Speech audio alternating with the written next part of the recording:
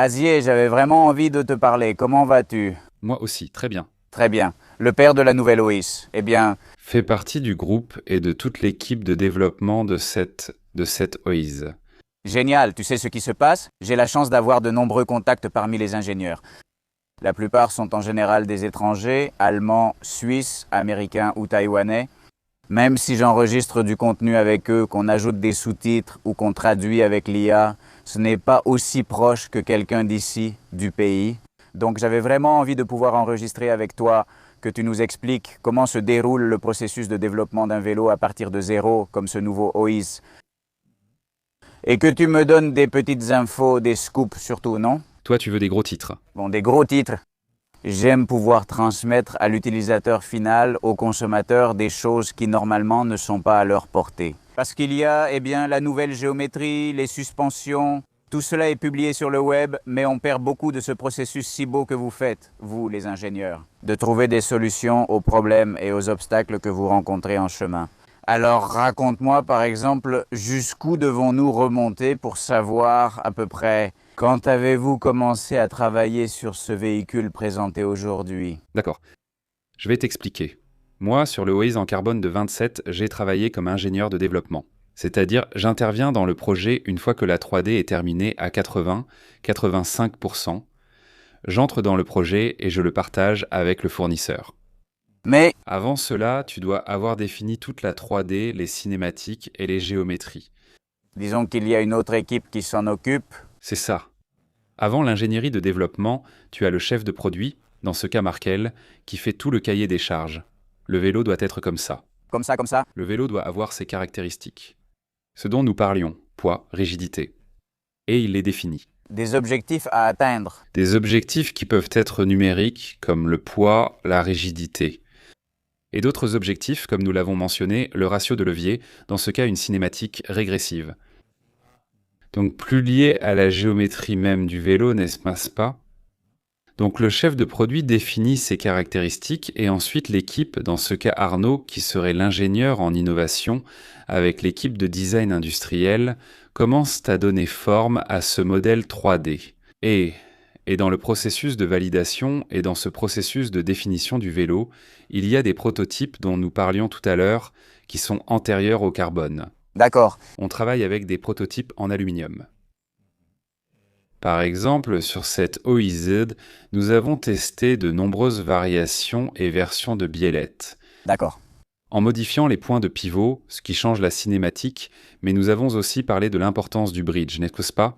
Le pont qui relie les haubans. Pourquoi n'est-il pas à l'arrière mais à l'avant? Qu'est-ce que cela change? Cela nous donne la rigidité, où elle s'applique, où nous perdons des choses positives et négatives. Tout cela se fait avant d'ouvrir les moules de Claro. De carbone. Parce qu'une fois que tu ouvres les moules, cela a déjà un coût. Cela a un coût. Tu peux faire des modifications. Tu as toujours la possibilité de modifier des choses, mais bien sûr, c'est plus coûteux et ça prend aussi du temps. Donc, tu dois essayer d'anticiper et avec les prototypes que tu fais, dans ce cas en aluminium, eh bien, tu dois déjà avoir défini plus ou moins un vélo qui te permette de commencer à développer, D'accord. commencer à le valider. Alors, c'est toi qui t'es directement occupé de la conception du prototype en aluminium? Non. C'est une autre personne de l'équipe. C'est l'équipe d'innovation qui précède l'équipe. Le précédent. D'accord. Alors, ce prototype en aluminium est-il conçu? Oui. Est-il fabriqué? Vous en recevez un ou on parle de plusieurs? Un A, L, un M taille différente, parce qu'on a des pilotes de gabarits différents, donc plus d'un prototype. D'accord. Et qui teste ces vélos en aluminium? Dans ce cas, comme ce sont les premiers en aluminium, c'est généralement des gens en interne qui le font. D'Orbea. Très proche. Très proche du projet, comme peut l'être Markel, qui a des retours assez bons et qui a ce ressenti pour tester les prototypes. Ou comme moi ou d'autres membres de l'équipe peuvent l'être. Markel, je ne sais pas si on a mentionné son poste. Tu peux le préciser car on n'en parle pas souvent. Markel, dans ce cas, a été le chef de produit de l'OID 27, oui. D'accord. Et c'est le bon, Global Product Manager des vélos de montagne chez Orbea. C'est un peu comme le phare qui indique la voie à suivre, non? Oui. Dans le cas des vélos de montagne d'Orbea, eh bien, ce serait Valet. Bien sûr, là aussi, vous avez besoin de personnes proches, évidemment, pour que le retour soit direct, instantané, etc., etc., mais aussi pour que cela reste secret d'une certaine manière, n'est-ce pas? Ce développement comporte une part de secret. C'est assez important que cela reste secret, oui, oui. Il y a des contrats de confidentialité, des choses comme ça qui, en fait, À ce jour, alors qu'il reste 3 semaines avant le lancement, peu de gens sont au courant de l'existence de ce vélo. bien sûr. Oui, c'est important de le garder secret, oui, tout à fait. Très bien. Alors, qu'est-ce qu'on peut valider et qu'est-ce qu'on ne peut pas valider avec un prototype en aluminium? Parce que, par exemple, le poids final, évidemment, le poids, Les rigidités, eh bien, c'est très difficile d'avoir une valeur, d'avoir ce ressenti, ce retour des essais sur le terrain, avec un prototype en aluminium. Mais surtout pour la géométrie et la cinématique, ça, c'est 100%. 100%. Et comme on le disait, donc, les positions de la biellette, la biellette, position du pont, où tu vas avoir plus de rigidité, moins, tout ça, tu le valides avec le prototype. Logiquement, les poids et les rigidités, c'est très difficile à anticiper avec les prototypes en aluminium. combien de temps dure la phase de travail avec le prototype en aluminium dans tous les sens? Des mois, des mois, des mois. Oui, Oui, oui, oui, des mois. Je ne peux pas te dire exactement combien de temps. mais c'est une longue période. C'est une période, je pense, clé qui détermine ensuite comment le projet va se développer. Donc nous ne sommes pas pressés, bien sûr, de le tester. J'imagine que plus on mûrit chaque phase, plus on anticipe d'éventuels ajustements ou évolutions dans les phases futures. Que lorsque tu entres déjà dans le carbone et tout le reste, cela peut être plus coûteux, donc C'est ça. Ou même tu finalises Boetti peut-être l'esthétique et la géométrie du cadre, mais tu te dis, eh bien, j'ai 2 options pour la biellette. bah, On a des doutes, donc, d'accord, on avance avec le cadre, mais tu peux fabriquer, comme dans ce cas c'est du violet en aluminium forgé, tu peux faire avec une forge, 2 usinages, et avoir ces 2 options de violet, pour ensuite les tester sur le vélo. Donc anticiper ces choses-là, oui. d'accord. Alors imaginons que cette phase de prototypage en aluminium, d'accord, a déjà été testée, déjà vérifiée, prochaine étape, où est-ce qu'on en est? D'accord. L'ingénieur en innovation se met à fond sur la 3D. Tu te mets à travailler à fond? Arnaud, dans ce cas, Ingénieur en innovation, pardon, non, oui, oui, oui. il se donne à fond avec la 3D et nous, l'équipe de développement, eh bien dans ce cas, je dois dire que, étant donné que OIZ est une plateforme très puissante, nous avons mis plus de ressources. Dans notre équipe, et ce que normalement fait la coupe de ces 80 d'une personne, dans ce cas, nous l'avons fait à 2, au niveau du coût. Donc cette double vérification a été importante. 4 yeux voient plus que 2, non? Exactement, exactement. Alors, à 80%, la 3D est prête à être partagée, et là, nous intervenons et nous itérons déjà avec le fournisseur du cadre. D'accord. Nous partageons la 3D, voici les caractéristiques que nous voulons. Nous voulons avoir cette rigidité, ces poids, c'est l'objectif, il y a un devis, et on commence à travailler avec le fournisseur. Dès lors, les premiers prototypes en carbone arrivent. Exactement. Bon, tu partages la 3D, tu finalises le 2D, le plan. D'accord. Tu ouvres les moules et tu attends les premiers prototypes. D'abord, si tu reçois des échantillons visuels, qui sont des prototypes non utilisables, tu ne peux pas les utiliser, ils ne sont pas faits pour rouler. Tu ne peux pas les monter et tu ne peux pas les utiliser. Tu ne peux pas faire de tests sur le terrain. C'est simplement pour voir l'esthétique, les assemblages, un peu la présence du vélo. La présence du vélo. Et ensuite, eh bien, après ça, viennent les fameux échantillons de test. Là, on passe déjà au montage du cadre et à fond. Honnêtement, lequel t'excite le plus? Toi, quand tu reçois l'échantillon de présentation, celui dont tu ne peux rien faire ou celui que tu veux déjà monter? C'est vrai que c'est difficile de ne pas monter et rouler le prototype de présentation dans la rue, mais non, le prototype de présentation est utile. C'est un premier test qui t'aide. En gros, le vélo est sexy ou il ne l'est pas, non? Oui. C'est plus esthétique que structurel. La vraie, celle de l'échantillon de test, c'est celle qui te donne une idée de comment le projet va avancer. Mais disons que si tu reçois l'échantillon de test le vendredi après-midi et que tu dois attendre jusqu'à dimanche pour l'assembler et le monter, jusqu'à lundi, ça t'embête, non? Mieux vaut qu'il arrive mardi et que mercredi soit pour exactement. Je t'assure que s'il arrive mardi, vendredi, il était prêt pour le week-end. Très bien. Très bien. Bon, alors, quel est le processus une fois que ces échantillons en carbone arrivent? Évidemment, tu as un cadre en carbone et en aluminium, tu dois le valider structurellement. Et nous savons tous qu'il y a des tests de fatigue, d'impact, de rigidité en laboratoire. C'est-à-dire, ce sont des tests qui ne sont pas subjectifs, ils sont objectifs. Ça passe ou ça ne passe pas, ça te donne cette valeur ou pas. Et tu dois réussir ça avec chaque cadre, avec chaque taille, et tu dois faire ce test et cette validation. Mais ça, ce n'est qu'une partie du processus de validation qui serait la plus structurelle. L'autre, et on en parlait, c'est le programme de test sur le terrain, les essais de terrain. C'est plus, disons, subjectif. Il en ressort des choses, évidemment. Si tu fais un programme de test sur le terrain solide, tu anticiperas des choses comme des bruits, des vis qui peuvent se desserrer, ou je ne sais pas, des couples que tu dois définir, des graisses à mettre à certains endroits. Tout cela se définit avec un programme de test solide, mais aussi avec la partie subjective. Des retours subjectifs du genre le vélo va bien, le ressenti, le vélo va bien, ne va pas bien, il manque de rigidité, je le sens très lourd à l'avant, tout ça, tout ce feedback que nous recueillons et que nous appliquons ensuite. Donc je te disais que nous, en tant qu'ingénieurs de développement, il y a toujours eu ces tests sur le terrain, ces essais en conditions réelles. Mais c'est vrai que ces dernières années, avec les projets que nous avons eus, nous avons structuré un programme de test sur le terrain beaucoup plus complet et qui nous donne plus d'informations. Je te parlais de l'année dernière, du Rayon. Le projet Rayon qui est Santo le vélo d'enduro et de DH. Je ne sais pas si tu le connais. Oui.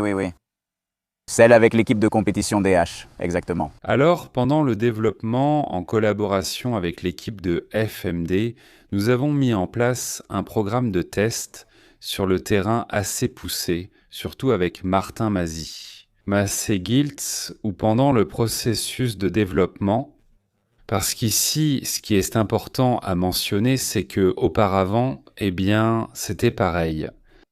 Ce retour de terrain que tu recueillais auprès des pros et des équipes, ça arrivait à un moment où le vélo était déjà complètement terminé, et tu n'avais pas de marge, tu n'avais pas cette flexibilité pour faire des modifications.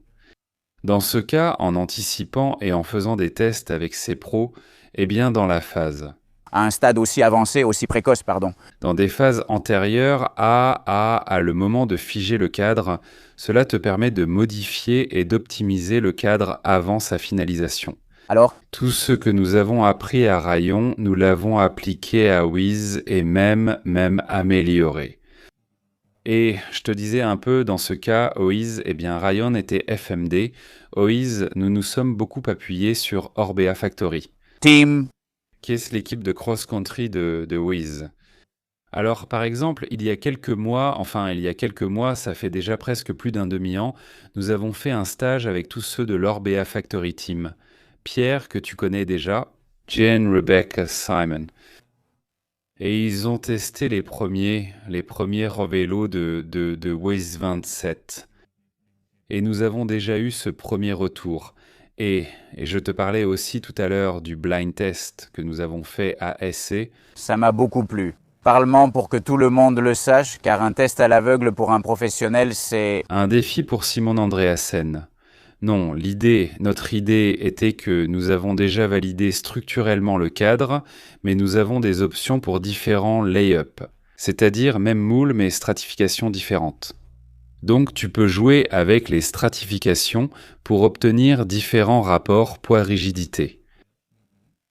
Donc nous avions 3 vélos en carbone brut, sans peinture, vélo 1, vélo 2 et vélo 3. Aucun logo, rien. Ils ignoraient totalement ce qu'ils testaient. Aucune idée. Mais moi j'avais les valeurs de ces vélos. J'avais le vélo 1, il a ce poids et cette rigidité. Et c'était justement l'équivalent d'une OMR. D'accord. Pour ceux qui ne le savent pas, c'est comme le carbone d'entrée de gamme de la marque. C'est ça, celle qui serait, je parle toujours de petites différences, mais celle qui serait la moins légère et la moins rigide. Des valeurs de rigidité inférieures comparées à la MX. Ce serait le vélo numéro 1. D'accord. Le vélo 2 serait OM-OMX, celui que tu vois ici. D'accord. Le lay-up qui étant le plus rigide, c'est-à-dire les meilleures valeurs de rigidité et plus léger que l'OMR. Mais nous avons fait une troisième itération parce que nous voulions essayer et tester avec Simon, parce que nous pensons que, d'accord, pour l'utilisateur final, bien sûr, c'est le lay-up que nous considérons comme le meilleur, mais c'est pareil pour un professionnel. Un professionnel, peut-être pas. Alors nous avons fait une troisième itération où c'était la plus légère que nous pouvions faire. Et on perdait un peu de rigidité. Bien sûr, quand tu es déjà à la limite des valeurs de poids et de rigidité, si tu gagnes un peu en poids, enfin tu réduis un peu le poids, tu sacrifies un peu de rigidité. Donc l'image était vélo 1 OMR, vélo 2 OMX et vélo 3 le plus léger de tous, un OMX version 2. Et Simon ignorait laquelle était laquelle. Il n'en avait pas. Il ignorait qu'elles étaient différentes. Non, je n'en avais pas. Je n'en avais aucune idée. Nous lui avons expliqué que tu as 3 vélos avec leurs caractéristiques, mais rien de plus. Et nous avons passé toute la journée à faire la même descente, montée, descente, toute la journée à l'Égutio. Et quand il a fait des descentes avec l'OMR, il l'a déjà écarté, en expliquant pourquoi, et les sensations qu'il avait, et comment il la sentait par rapport aux autres. Eh bien, pas aussi précise en pilotage, non. Et il a dit celle-ci. Ce vélo, je pense que c'est le moins rigide et je l'écarte. Ah, Et on a continué à tester et après toute la journée, on lui a dit « D'accord Simon, demain tu as une course de Coupe du Monde, tu dois choisir un vélo. Lequel choisis-tu » Et il est resté avec ce vélo. C'est-à-dire, il nous a un peu donné raison, entre guillemets, et il a choisi le lay-up que nous considérions aussi comme le meilleur. pour le rider. Finalement, c'est ce qui s'est passé. Il aurait pu changer d'avis, non? C'est ça, c'est-à-dire Une corrélation existait entre les chiffres affichés à l'écran sur l'ordinateur et ensuite le monde réel d'un pro, non? Ça, des gens comme Fernando Alonso, malheureusement, ça ne m'arrive pas. Que l'Aston Martin dans la soufflerie d'Adrian Newey fonctionne très bien, et puis, quand ils la mettent sur le circuit, elle n'avance pas, non? Donc, mais Mince, mais pour ça, il faut avoir un niveau de sensibilité incroyable. les choses sont ainsi. Tous les professionnels n'ont pas cette sensibilité. Bien loin de là, bien loin de là. C'est-à-dire, moi par exemple, on m'a dit une fois chez Trek qu'Anton Cooper était comme ça, tu vois. Tu lui changeais un demi PSI dans la suspension avant et le gars le sentait. Et puis pourtant, il y en a d'autres à qui tu mets une fourche plus dure, plus souple, une pierre ou un caillou et il roule à pareil. Donc avoir un gars comme ça, avec ce profil-là, c'est super positif aussi pour vous. Nous, on a fait du bon boulot pour que les 3 vélos soient identiques, à part le lay-up. C'est-à-dire même roue, même fonctionnement des roues, même réglage de l'amortisseur, tout pareil. Même circuit, même jour. Même circuit, jour et conditions. Tout est pareil, on change juste le carbone. Et on obtient ça. Waouh, ça... Résultat. Et ça m'amène à te poser une question. Est-ce vrai ce qu'on dit, que parfois les pros en Coupe du Monde ou ailleurs utilisent des vélos qui apparemment sont les mêmes par la forme que celles que le consommateur final peut acheter, mais ensuite, selon la façon dont le carbone est tressé, installé ou autre, elles sont en réalité différentes au fond. Je peux te dire, moi, pour ma part, pour les autres marques, je ne sais pas, je ne peux pas te dire. Mais dans le cas d'Orbea, jusqu'à présent, ça a toujours été comme ça. Et c'est la première fois que nous avons envisagé la possibilité que les pros aient une configuration différente de celle que peut acheter l'utilisateur final. Mais à ce jour, et avec le lancement d'aujourd'hui, c'est toujours le cas. C'est-à-dire, les vélos Orbea que l'on verra en Coupe du Monde sont exactement les mêmes. Ce sont exactement les mêmes que celles que toi ou moi pouvons acheter. Mais si, disons, tu as un pro super spécial qui te dit « Eh bien moi, j'ai besoin que le triangle arrière soit encore plus rigide », on a la capacité de le faire. Il existe la capacité et cela a déjà été fait. Il existe la capacité et dans ce cas, cela a été mis sur la table. C'est-à-dire, Simon Andreasen. s'il avait choisi le vélo numéro 3, je ne sais pas si toute l'équipe, mais au moins lui aurait eu un vélo ad hoc. Avec la configuration parfaite pour son style de conduite. Oui, c'est une des choses sympas qui distingue notre univers de celui des motos ou voitures. Ou Formule 1. Bien sûr, tu ne peux pas avoir la Formule 1 de Fernando Alonso ni la moto de Marc Marquez, mais tu peux avoir le vélo de Valero exactement comme il l'a. Exactement comme il l'a, non? Ça, c'est vraiment top. Bon, et donc vous passez ces tests, et ensuite, bien sûr, les tests s'ouvrent à plus de monde. Vous, ingénieurs et professionnels, avez-vous aussi quelqu'un de votre entourage qui commence à tester dès l'étape du carbone? Nous, en parallèle, C'est-à-dire? au même moment où ceux du Factory testent, nous aussi, en interne, nous testons. D'accord. Et je te parlais du fait que nous avons renforcé le programme de filtre. Parce que dans ce cas, c'est moi qui ai été responsable d'organiser tout cela. Le programme de test sur le terrain de OIZ et OMR, OMX, tous les vélos en double. Taille. Toutes les unités en double, on parle d'au moins 16 vélos en interne chez Orbea, plus ce sur quoi nous nous sommes aussi appuyés avec l'équipe de Saltoki. Orbea Factory Team. Donc toute la batterie de tests que nous avons réalisés, plus tous les filtres qui ont été installés, eh bien c'est vraiment beaucoup. Et tout cela en secret, pendant des mois. Ce qui est étrange, c'est que personne ne prenne de photos là-bas ou qu'on te surprenne en montagne. On est aussi pas mal sortis sous les projecteurs, Bien sûr. la nuit avec un éclairage. Oui, tu essaies d'éviter les heures les plus fréquentées. Oui. Très bien, très bien. Et ensuite, comment le processus continue-t-il jusqu'à l'appui sur le bouton final de production? Comment cela se déroule-t-il? C'est terminé, mais nous continuons à tester. C'est-à-dire que même après la production de masse, nous continuons à tester. Parce que bien sûr ici, on a fait, je ne sais pas, 10 heures, on aura fait ça en 3-4 jours. Tu peux en retirer des choses, mais en ce qui concerne l'entretien des roulements, ou je ne sais pas, ou oui. Je voulais justement te demander si, dans le cadre des tests, il y a une partie où les mécaniciens ont l'occasion de donner leur avis. Je dis ça car les pilotes et ingénieurs sont très bien, mais il faut aussi que les mécaniciens gèrent tout sur place. J'ai mis en place nous avons un formulaire et un retour d'information. Et une fois que tu as fait 10 heures avec le vélo, D'accord. on l'amène à Maillavia, on la démonte et on vérifie l'état des roulements, la direction, comment va la biellette, s'il y a de l'usure, des problèmes, la graisse, les serrages. On marque toutes les vis pour voir si elles ont bougé. Oui, c'est l'alignement habituel, non? Qu'elles soient bien alignées. Toutes les 10 heures, tu l'amènes à Maillavia, on fait une révision complète du vélo et un peu, on identifie les points qui ont posé problème ou qui sont en bon état. Très bien. Et bon, qu'est-ce qu'il nous manque alors pour arriver à ce point où le vélo est présenté? On s'est déjà bien rapproché du point où nous en sommes, parce que tu as déjà validé complètement le cadre, tu donnes ton accord au fournisseur. D'accord. Alors il peut lancer, comme nous l'appelons, le pilot run, c'est-à-dire une production préalable à la production de masse. D'accord. Qui est par exemple ton vélo. C'est-à-dire faire une production avec des quantités déjà assez importantes. Ça peut être, je ne sais pas, 150 vélos qui sont destinés au marketing, à la presse, aux ambassadeurs, tout ce qui n'est pas, disons, utilisateur final ou qui n'arrive pas directement aux revendeurs, mais ça nous sert déjà pour faire ce genre de press cam, par exemple. D'accord. Donc, à ce moment-là, cette production est réalisée lors du pilot run. Nous voyons aussi comment nous mettons en place des contrôles sur leur production, et cela nous permet également de vérifier si le fournisseur applique bien toute la qualité requise. Sinon, nous l'exigeons de sa part.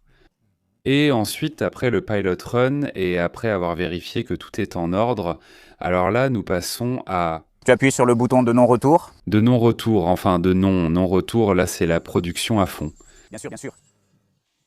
Ce bouton, c'est toi qui l'appuies, c'est le chef de produit, c'est le PDG, je ne sais pas comment ça fonctionne au niveau de la structure. Cette responsabilité de développement. Oui? Oui. Waouh, ce jour-là, tu dors bien ou tu es un peu nerveux? Les choses ont été bien faites. Je ne sais pas, tu dors bien. C'est un travail de plusieurs mois, voire d'années? D'années.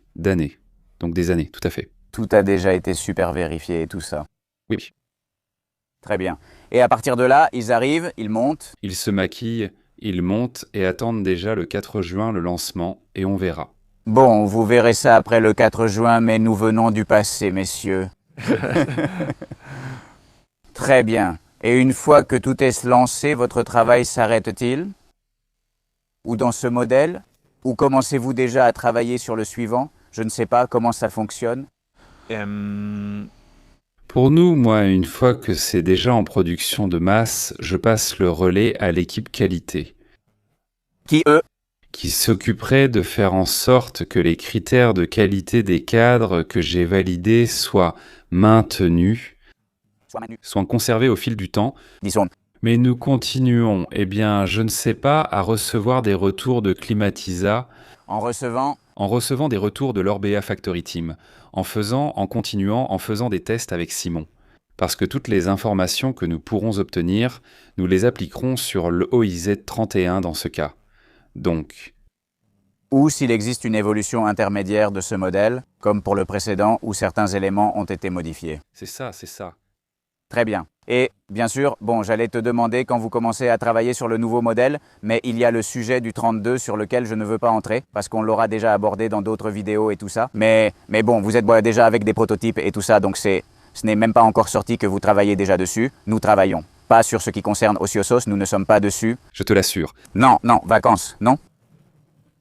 Mais bon, dans ce cas, c'est un peu spécial, parce que si c'était le cycle normal d'un vélo standard, eh bien peut-être que vous vous concentrez sur d'autres projets, vous laissez passer une année, vous recevez des retours, tout ce que vous dites, et puis après un certain temps, vous commencez à travailler sur le suivant. Mais comme il y a les 30 et 32 là qu'il faut valider et qu'en réalité vous n'êtes même pas sûr que cela doive devenir le nouveau standard, que la suivante, celle d'aujourd'hui, doive être une 32, ce n'est pas clair. Non, il faut aussi travailler. Mais vous avez l'obligation de savoir comment ça avance, non? Comment ça se développe, il faut le valider et tout ça.